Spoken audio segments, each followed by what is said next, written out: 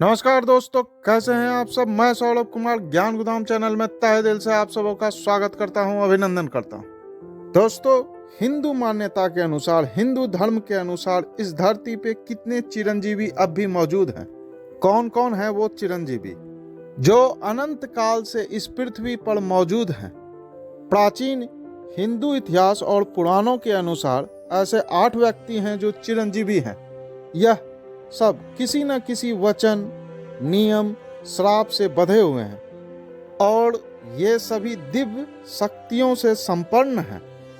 योग में हम जिन अष्ट सिद्धियों की बात करते हैं, ये सारी शक्तियां इनमें विद्यमान हैं।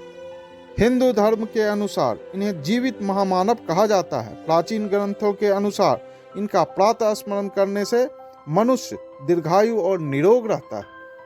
तो चलिए जानते हैं इन सबों के बारे में। इससे पहले आपसे गुजारिश है कि हमारे चैनल को अवश्य सब्सक्राइब करने, वीडियो को लाइक शेयर करना कतई ना भूलें, ताकि इस तरह की जानकारियां मैं आप तक लाता रहूं। चिरंजीवी यानी चिरकाल तक अमर रहने वाला, ये हैं भगवान परशुराम, हनुमान, अश्वत्थामा, कृपाचार्य, ऋषि व्यास, विभीषण, राजा बलि और ऋषि मार्कंडे।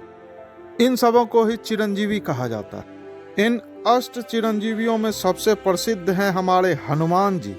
धार्मिक मान्यता है कि हनुमान जी जब प्रभु श्री राम का संदेश लेकर माता सीता के पास अशोक वाटिका गए थे, तब सीता जी ने प्रसन्न होकर उन्हें अजर अमर होने का वरदान दिया था। हनुमान जी माता अंजना और केसरी जी के पुत्र हैं, इसीलिए इनको आजनेय और केसरी नंदन भी कहा जाता है। श्रीमद् भागवत में एक प्रसंग के अनुसार कहा जाता है कि हनुमान जी कलयुग में गंधमादन पर्वत पर निवास करते हैं। कहा जाता है कि भगवान विष्णु जब कल की रूप में अवतार लेंगे तो हनुमान जी समेत सभी चिरंजीवी दुनिया के सामने आ जाएंगे। ये राम के काल में राम भगवान के परम भक्त रहे हैं। हजारों वर्षों के बाद महाभारत काल में भी ये नजर आते हैं। इसके बाद के चिरंजीवी हैं भगवान विष्णु के 10 अवतारों में छठा अवतार भगवान परशुराम। इनके पिता थे ऋषि जमदग्नि और माता रेणुका थी। इनका नाम पहले राम था। इन्होंने भगवान शिव की कड़ी तपस्या की और उनसे वरदान में एक परशु प्राप्त की। इसके बाद इनका नाम हो गया परशुराम। त्रेता युग में भगवान श्री राम ने सीता स्वयंवर में जिस धनुष को तोड़ा था, उसे परशुराम ने ही राजा जनक को दिया था। त्रेता के बाद द्वापर युग में भी भगवान परशुराम मौजूद थे। उन्होंने भीष्म पितामह, गुरु द्रोणाचार्य और कर्ण जैसे महावीरों को शस्त्र और शास्त्र की शिक्षा दी थी।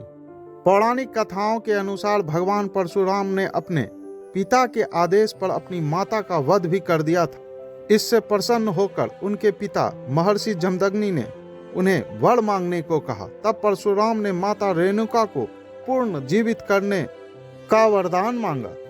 महर्षि जमदग्नि ने उनकी सभी इच्छाएं पूरी की, साथ ही अजय होने का भी वरदान दिया। पौराणिक कथाएं बताती है कि कलयुग के अंत में जब भगवान विष्णु कल्कि के रूप में अवतार लेंगे, उस वक्त भगवान परशुराम उनके गुरु बनकर वापस आएंगे। इसके बाद है राजा बलि। राजा बलि के दान के चर्चे दूर दूर तक थे। देवताओं पर चढ़ाई करके राजा बलि ने इंद्रलोक पर अधिकार कर लिया था। बलि सतयुग में भगवान वामन के अवतार के समय हुए थे। राजा बलि के घमंड को चूर करने के लिए भगवान ने ब्राह्मण का भेष धारण कर राजा बलि से 3 पग धरती दान में मांगी। राजा बलि ने कहा कि जहां आपकी इच्छा हो 3 पैर रख लो। तब भगवान ने अपना विराट रूप धारण कर 2 पगों में तीनों लोक नाप दिए और अपना तीसरा पग बलि के सर पर रखकर उन्हें पाताल लोक भेज दिए। इसके बाद चौथे चिरंजीवी के रूप में विभीषण आते हैं। ये रावण के छोटे भाई थे। इन्होंने राम की नाम की महिमा जपकर अपने भाई के विरुद्ध लड़ाई में उनका साथ दिया और जीवन भर राम नाम जपते रहे। भगवान श्री राम इनसे प्रसन्न होकर इन्हें चिरंजीवी होने का वरदान दिया था। इसके बाद 5वें चिरंजीवी में ऋषि व्यास का नाम आता है। इन्होंने ही महाभारत ग्रंथ की रचना की। ये ऋषि पराशर एवं सत्यवती के पुत्र थे। ये वही सत्यवती हैं जो आगे चलकर भीष्म के पिता शांतनु से विवाह की। शांतनु से विवाह के बाद सत्यवती को 2 पुत्र हुए, जिनमें बड़ा था चित्रांगद जो आगे चलकर युद्ध में मारा गया, और छोटा था विचित्रवीर जो संतानहीन ही मर गया। इसके बाद अपने माता के आग्रह पर ऋषि व्यास ने विचित्रवीर की दोनों संतानहीन रानियों द्वारा नियोग के नियम से 2 पुत्र उत्पन्न किए, जो धृतराष्ट्र और पांडु कहलाए। इन्हीं में तीसरे विदुर थे। इसके बाद छठे चिरंजीवी अश्वत्थामा हैं। ये गुरु द्रोणाचार्य के पुत्र हैं। अश्वत्थामा के माथे पर अमरमणि है, इसलिए वह अमर हैं, लेकिन अर्जुन ने वह अमरमणि निकाल ली थी।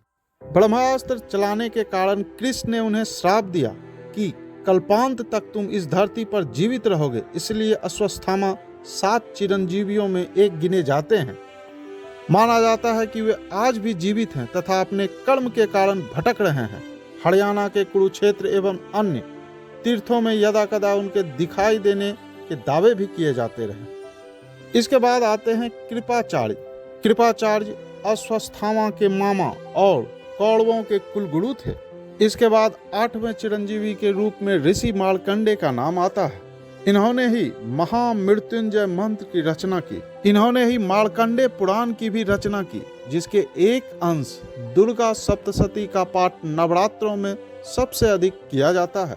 भगवान शिव ने इन्हें अमर होने का वरदान दिया है।